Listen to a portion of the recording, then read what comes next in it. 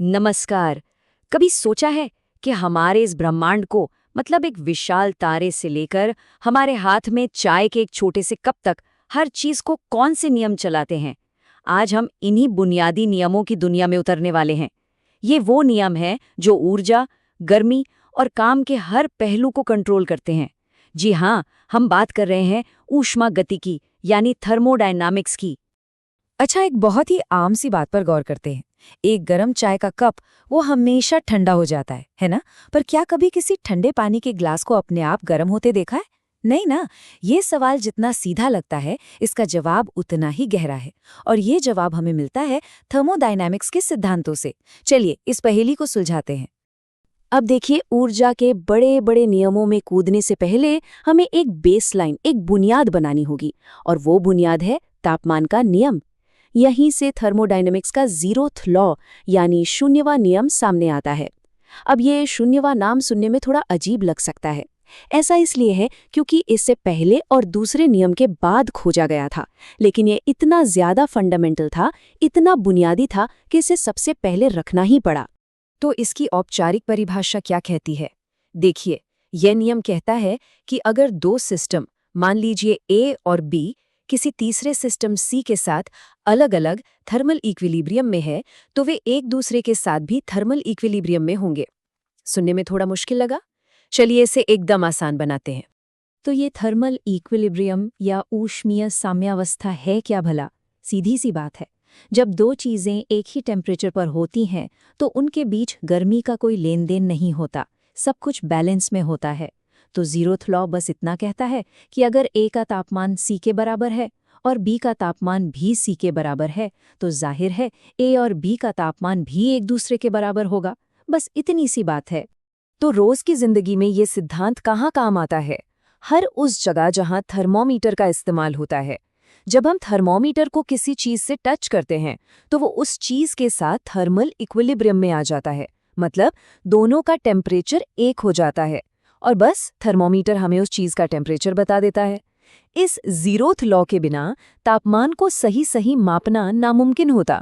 ठीक है, तो अब जब हमने टेम्परेचर की बुनियाद रख दी है, तो अब हम ऊर्जा के बहाव की बात कर सकते हैं। और ये हमें लाता है थर्मोडायनामिक्स के पहले नियम पर, जो शायद विज्ञान के सबसे मशहूर सिद्धांतों में से एक है, ऊर्जा संरक्षण का नियम। ये बहुत ही सरल लेकिन बहुत शक्तिशाली बात कहता है, ऊर्जा को न तो बनाया जा सकता है और न ही खत्म किया जा सकता है। इसे सिर्फ एक रूप से दूसरे रूप में बदला जा सकता है। जैसा कि हम यहाँ देख सकते हैं, थर्मोडायनामिक्स का पहला नियम ऊर्जा संरक्षण के सिद्धांत का ही एक और रूप है। ये हमें बताता है कि किसी भी सिस्टम में ऊर्जा का लेन देन कैसे होता है, चाहे वो गर्मी के रूप में हो या फिर काम के रूप में। और ये है इस नियम का गणितीय रूप। डेल्टा क्यू बराबर है delta U plus delta W. ये एक छोटा सा समीकरण ब्रह्मांड में होने वाले हर एनर्जी एक्सचेंज पर लागू होता है, एक भाप के इंजन से लेकर एक तारे के कोर तक। चलिए इस समीकरण को तोड़ के समझते हैं। डेल्टा क्यू है वो हीट या ऊष्मा जो हम किसी सिस्टम को देते हैं। मान लीजिए एक पिस्टन में गैस है और हम उसे गर्म कर रहे हैं। अब ये दी गई ऊर्जा दो जगह जा सकती है। या तो वो डेल्टा यू यानी गैस की इंटरनल एनर्जी को बढ़ाएगी, जिससे उसके मॉलिक्यूल्स और तेजी से घूमने लगेंगे, या फिर वो डेल्टा डब्ल्यू यानी सिस्टम द्वारा किए गए काम में बदल जाएगी, जैसे कि वो गैस पिस्टन को ऊपर धकेलेगी। तो दी गई गर्मी या तो इंटरनल एनर्जी बढ़ाएगी या काम करेगी, या फिर दोनों करेगी। ऊर्जा कहीं गायब नहीं होगी। पहले नियम को और बेहतर समझने के लिए दो खास तरह के प्रोसेस होते हैं, आइसोथर्मल और एडियाबैटिक। आइसोथर्मल प्रोसेस में टेम्परेचर स्थिर रहता है, इसका मतलब इंटरनल एनर्जी यानी डेल्टा यू नहीं बदलती। और एडियाबैटिक प्रोसेस में सिस्टम पूरी तरह से इंसुलेटेड होता है, तो कोई भी हीट यानी डेल्टा क्यू अंदर या बाहर नहीं जा सकती। ये दोनों केसेस हमें ऊर्जा के बदलाव को समझने में बहुत मदद करते हैं। तो पहला नियम हमें बताता है कि ऊर्जा का हिसाब किताब हमेशा बराबर रहता है, लेकिन वो ये नहीं बताता कि कोई भी प्रक्रिया असल में किस दिशा में आगे बढ़ेगा। इसके लिए हमें ज़रूरत पड़ती है दूसरे नियम की, जो कुदरत की एक वन वे स्ट्रीट का नियम है। दूसरा नियम, जैसा कि यहाँ बताया गया है, प्रकृति के ट्रैफिक पुलिस की तरह है। पहला नियम तो कहता है कि एनर्जी का लेन देन हो सकता है, लेकिन दूसरा नियम बताता है कि ये लेन देन सिर्फ एक ही दिशा में होगा। यही वजह है कि गर्मी हमेशा गर्म चीज से ठंडी चीज की तरफ बहती है और कभी भी अपने आप ठंडी से गर्म की तरफ नहीं जाती। इसके दो मुख्य बयान हैं। केल्विन प्लैंक का बयान कहता है कि कोई भी इंजन 100% एफिशिएंट नहीं हो सकता, कुछ न कुछ हीट हमेशा बर्बाद होगी।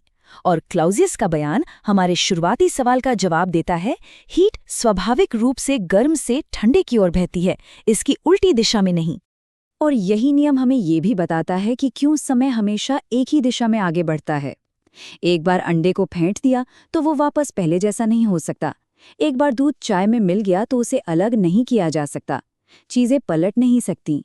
ये ब्रह्मांड में अव्यवस्था या जिसे हम एंट्रोपी कहते हैं, उसके लगातार बढ़ने का नियम है। दूसरे नियम का एक सीधा नतीजा ये है कि कोई भी इंजन परफेक्टली एफिशिएंट नहीं हो सकता। लेकिन सवाल यह है कि सैद्धांतिक रूप से हम ज्यादा से ज्यादा कितनी एफिशिएंसी हासिल कर सकते हैं। यहीं पर कार्नो इंजन का कॉन्सेप्ट आता है, जो एफिशिएंसी का एक परफेक्ट स्टैंडर्ड है।